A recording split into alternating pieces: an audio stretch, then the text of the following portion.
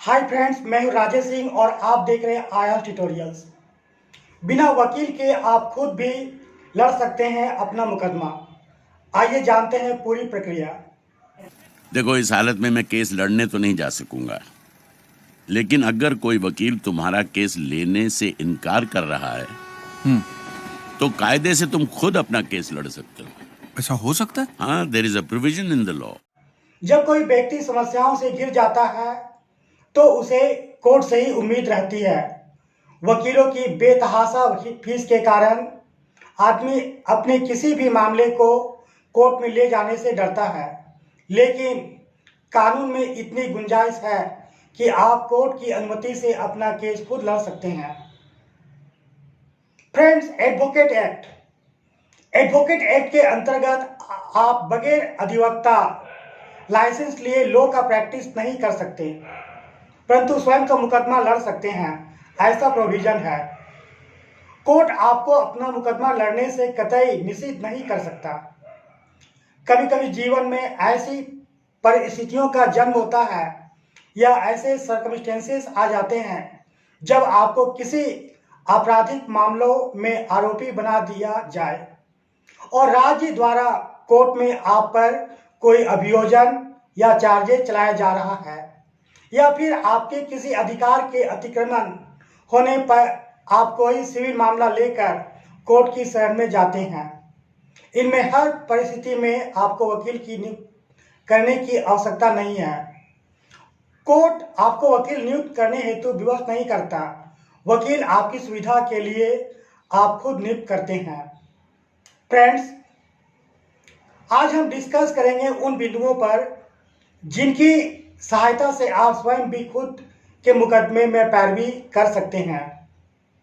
Friends, जैसा कि आपको पता है, आपको अपना मुकदमा लड़ने के लिए केवल थोड़ा बहुत सामाजिक जानकारियों और साधारण तर्क या आर्गुमेंट पर ज्ञान हो और साथ ही कम से कम इंग्लिश भाषा में आप निपुण हो, ताकि आप अपनी बात को कोर्ट में बेहतर ढंग से कन्विंस कर सकें।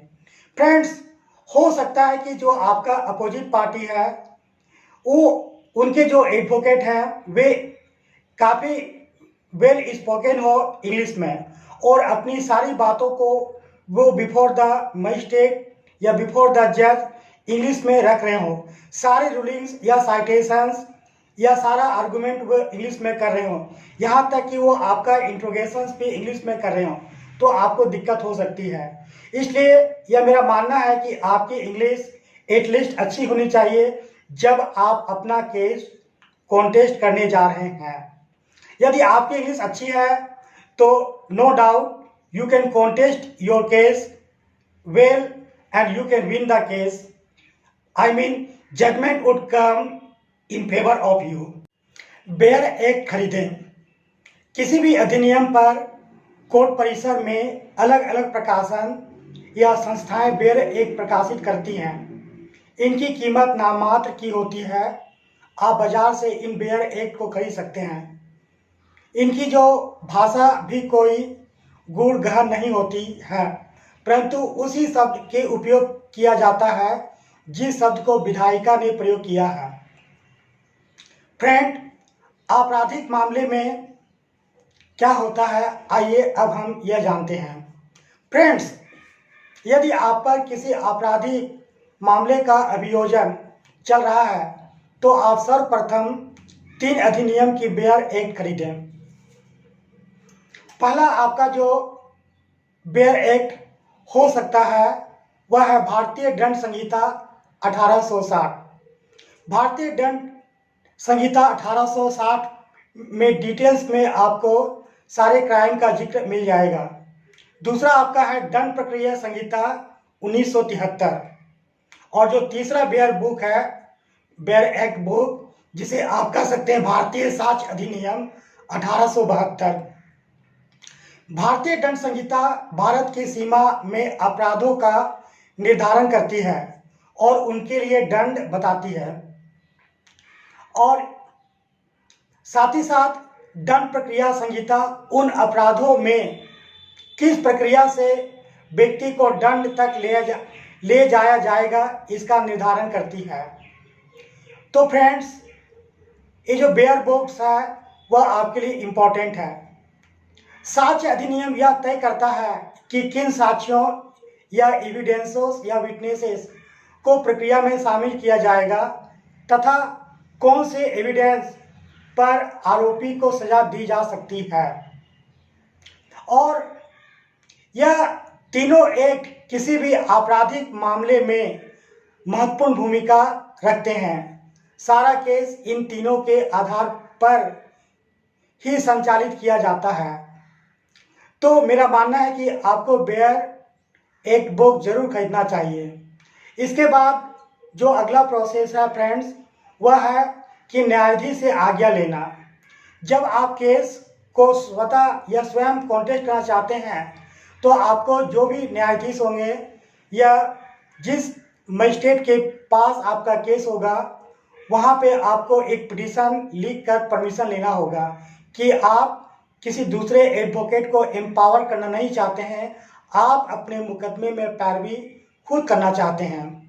यदि आप किसी आपराधिक मामले में पुलिस द्वारा अरेस्ट किए गए हैं और पुलिस ने आपको बंदी बनाया है तो संविधान के अनुच्छेद 22 के अंतर्गत पुलिस को आपको अरेस्ट करने के 24 घंटे के भीतर किसी भी जुरिडिक्शन कोर्ट में एपीआर कराएंगे और उसके बाद वहां से आपको सिविल सर्जन के पास भेजा जाएगा, आपके स्वास्थ्य की जांच होगी और उसके बाद ही आपको जेल भेजा जाएगा।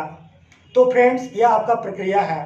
आइए अब हम जानते हैं, जब आपको कोर्ट में पेश किया जाए तो आप पुलिस से अपनी एफआईआर की एक कॉपी मांग सकते हैं।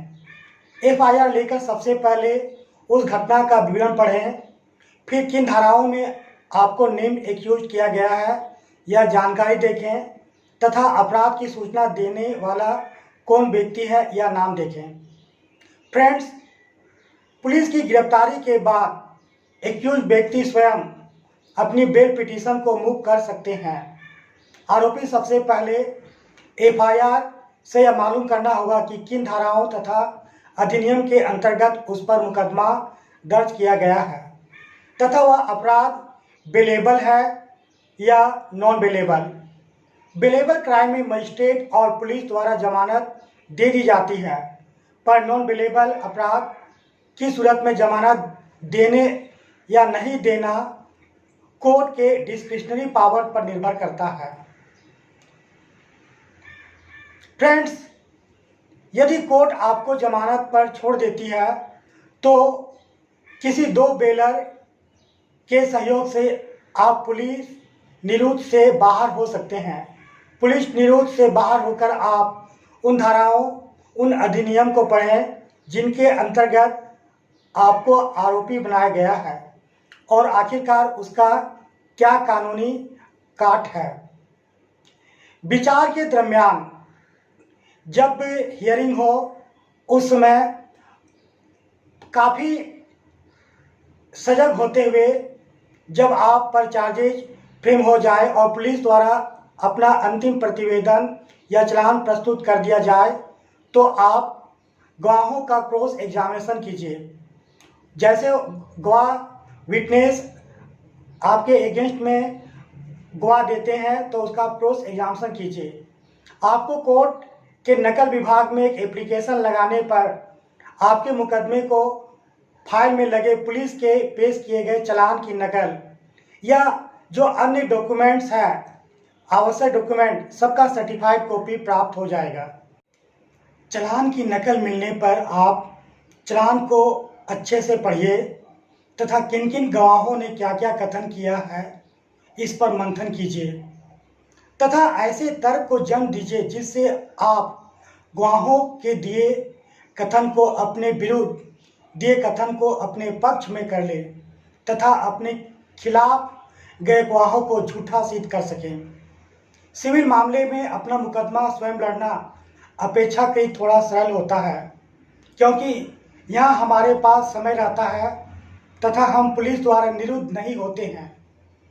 किसी भी सिविल मुकदमे में यदि आपको स्वयं मुकदमा लड़ना है तो सिविल प्रक्रिया संहिता अच्छे से समझिए और यह देखिए कि आपके किस अधिकार का अतिक्रमण हो रहा है और वह अधिकार किस अधिनियम के अंतर्गत आ रहा है। जैसे अगर कोई संविदा विधि से संबंधित मामला है तो सबसे पहले भारतीय संविदा अधिनियम देखें। कोई मामला राजस्व से संबंधित है तो अपने प्रदेश का राजस्व अधिनियम या कोड देखिए और उस पर गहन शोध करें। मामले की समस्त कार्यवाही सीपीसी के अंतर्गत ही संचालित की जाती है। फ्रेंड्स, आप अपने केस में अपेयर होकर शो कॉज नोटिस का रिस्पॉन्स फाइल कर सकते हैं, विटनेसेस का क्रॉस एग्जामिन कर सकते हैं और रूलिंग और साइटेशन फाइल करते हुए अपने केस का आर्गुमेंट भी कर सकते हैं और जजमेंट तक पहुंच सकते हैं। और अगर जजमेंट आपके विरुद्ध आता है तो आप ऊपरी अदालत यानी कि जिला अदालत और उच्च न्यायालय और सुप्रीम कोर्ट में भी अपील कर सकते हैं। तो कई प्रोविजंस है और सभी जगह आपको सेल्फ कॉन्टेस्ट करने का अधिकार दिया जाता है। तो फ्रेंड्स, मुझे लगता है कि आपको अब अपना केस खुद ही लड़ना चाहिए या आप अपने साथ एक कोई जूनियर एडवोकेट भी रख कर अच्छी तरह से केस लड़ सकते हैं और केस के मेरिट पर जजमेंट आएगा और आप केस जीत सकते हैं। फ्रेंड्स, यदि आपको यह वीडियो पसंद आया है तो please do subscribe, like and share to your friends. See you again, bye.